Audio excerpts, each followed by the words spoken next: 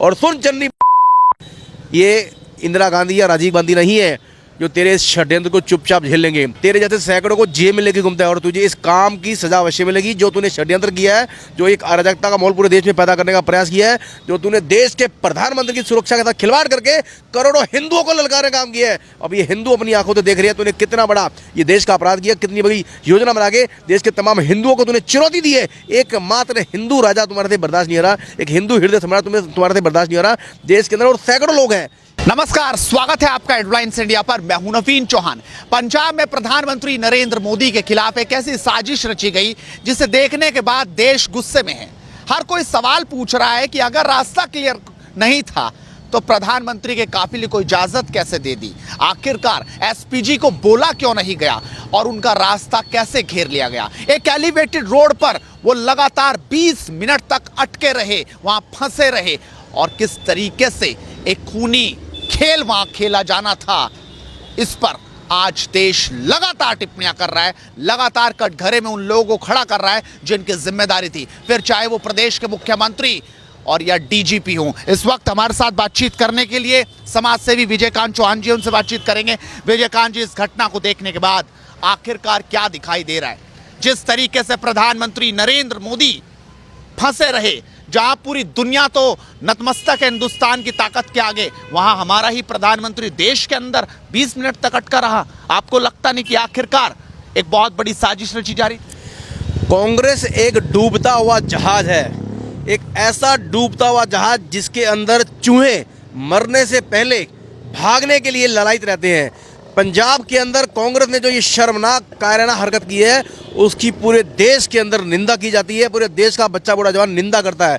कांग्रेस एक वो पार्टी है जो सत्ता में होती है तो लूट करती है और जब सत्ता से बाहर होती है तो हिंदुओं के अंदर फूट करती है। उसका इतिहास रहा है, कांग्रेस के डीएनए में झूठ और मक्कारी रही है। ये पूरा देश जानता है कि ये सारा काम इटली वाली बाई के इशारे पे हुआ है, और इटली वाली बाई एक ईसाई है, उसका बेटा भी ईसाई है, उसके परिवार के सब लोग या तो कोई मुस्लिम है या कोई ईसाई है, ये सारे हिंदू विरोधी हैं। और प्रधानमंत्री मोदी जो है एक हिंदू हृदय सम्राट है जो पूरी दुनिया के अंदर इस वक्त चारों दिशाओं में छा चुके हैं। वो दुनिया के हर कोने में जाकर भारत के मान सम्मान गौरव को बढ़ा रहे हैं। ये बात कांग्रेस को हजम नहीं हो रही है और भारत हिंदू राष्ट्र बनने की ओर अग्रसर है। इसी बात से बेचैन, हैरान, परेशान कांग्रेस दिन रात हर वो षड्यंत्र कर रही है जिससे देश के अंदर एक अराजकता हो, देश के अंदर एक अशांति हो, देश के अंदर एक आतंकवाद का भय जैसा एक दोबारा माहौल पैदा कीजिए। जैसे सन 80 के अंदर पूरे देश के अंदर उन्होंने हिंदू और सिखों को लड़ने के लिए षड्यंत्र किए। पूरे देश के अंदर सैकड़ों हजारों सिखों और हिंदुओं के टकराव में कई लोगों की जान कांग्रेस ने ली है। अब ये देश जागरूक हो चुका है।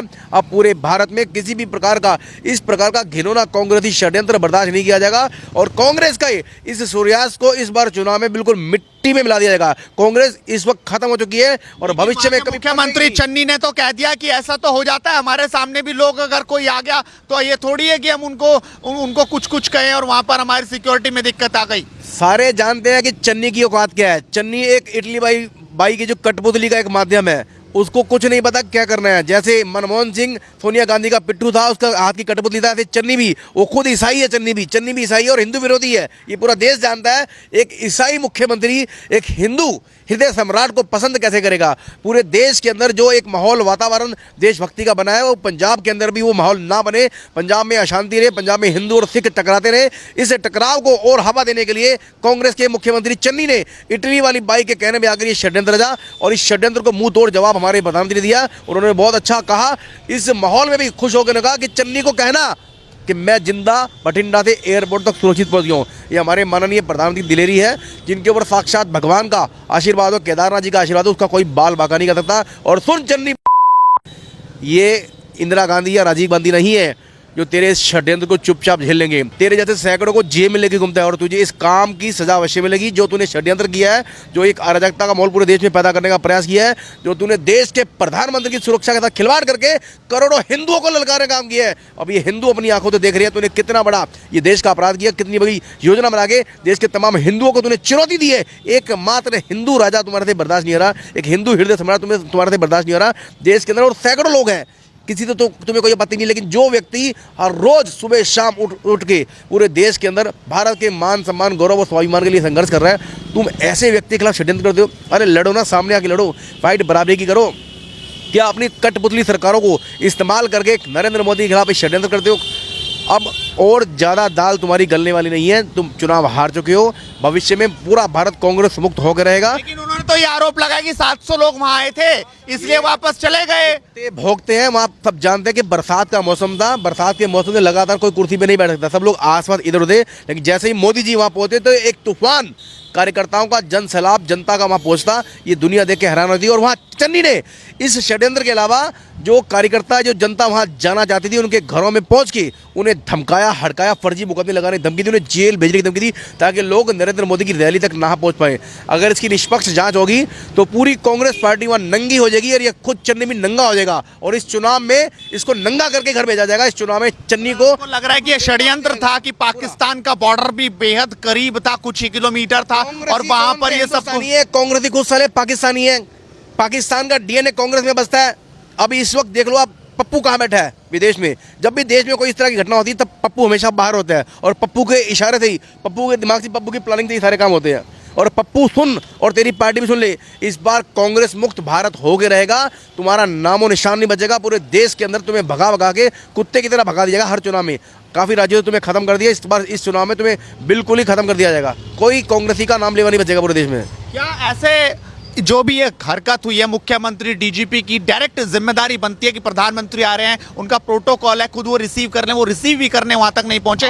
क्या अब ऐसे जिनकी भी जिम्मेदारी थी उन पर सख्त कार्रवाई होनी चाहिए, देशद्रोह का मुकदमा दर्ज होना चाहिए, तुरंत लगना चाहिए, चन्नी को तुरंत बर्खास्त करना चाहिए, इसे गिरफ्तार करना चाहिए, गिरफ्तार करके चन्नी को जेल भेजना चाहिए और इसका डीएनए और नार्को टेस्ट होना चाहिए। इसका डीएनए चेक होना चाहिए, भारतीय है या पाकिस्तानी है, और चन्नी का नार्को टेस्ट होना चाहिए, पता लगे सच्चाई क्या है। चन्नी को 3rd डिग्री देके नार्को टेस्ट करा के पूरे देश के अंदर सच्चाई लानी चाहिए कि एक देश की प्रधानमंत्री के साथ ये खिलवाड़ कर रहा है, उसकी हत्या की साजिश बना रहा है। अगर मान लिया देश के प्रधानमंत्री को कुछ हो जाता, पूरा देश इस पर कितने बड़े दंगे मिल जाता। जब इंदिरा गांधी को गोली लगी थी, पूरे देश में कितने सिखों को मारा गया था। अगर पीएम मोदी को कुछ हो जाता तो देश के अंदर जो अशांति फैलती, दंगे होते, उसका जिम्मेदार कौन होता? इतने बड़े षड्यंत्र के मास्टरमाइंड इस चन्नी को तुरंत गिरफ्तार करना चाहिए। इसकी सरकार बर्खास्त हो चाहिए, धारा 356 लगा के वहाँ पे इसको बर्खास्त करके जेल भेजना चाहिए। उसका नार्को टेस्ट करा के पूरे देश की जनता को इस सच्चाई का पता लगना चाहिए।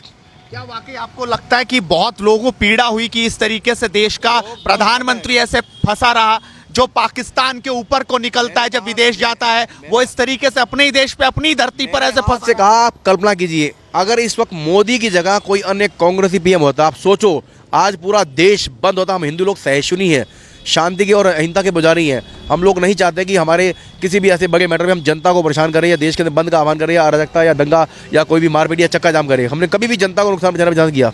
अगर कल्पना कीजिए इस जगह अगर कोई कांग्रेसी पीएम होता तो सोचो देश का क्या हाल होता।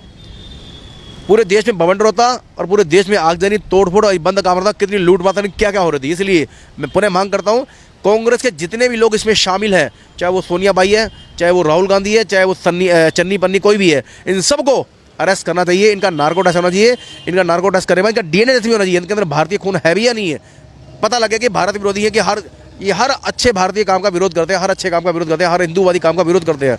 तो इनका नार्को टेस्ट होगा तो देश की जनता को सच्चाई पता लगेगी और तुरंत 356 लगा के। तमाम नेता कह रहे हैं कि नाटक कर रहे हैं और नाटक के अलावा कुछ नहीं है, इसके लिए आप रंगमंच पे जाइए, यहाँ नाटक। बड़ी नाटक मंडली देश में कौन सी है? आप कल्पना की, कांग्रेस से बड़ा कोई नाटक मंडली इस देश में है? सबसे बड़ी नाटक मंडली कांग्रेस ही है, सब जानते हैं। कांग्रेस से बड़ा नाटक इस दुनिया में कोई नहीं कर सकता। पप्पू खुद एक चलता फिरता नाटक है, सारा देश जानता है कि उसका नाम पप्पू क्यों पड़ा। उसके द्वारा जो हर रोज नाटक किए जाते हैं, उसी नाटक किए जाने की वजह से कांग्रेस को नाटक मंडली कहा जाता है, ड्रामा कंपनी कहा जाता है, ड्रामा पार्टी कहा जाता है। चलिए, तो विजयकांत चौहान ने अपनी राय रखी कि आखिरकार किस तरीके से जिन भी लोगों की जिम्मेदारी थी उन पर केस दर्ज होना चाहिए और तभी सच सामने आएगा। आप अपनी राय जरूर रखिए, साथ इस वीडियो को शेयर कीजिए और लगातार जुड़े रहिए हेडलाइंस इंडिया के साथ, क्योंकि मुद्दे की बात बदस्तूर जारी रहेगी। नमस्कार।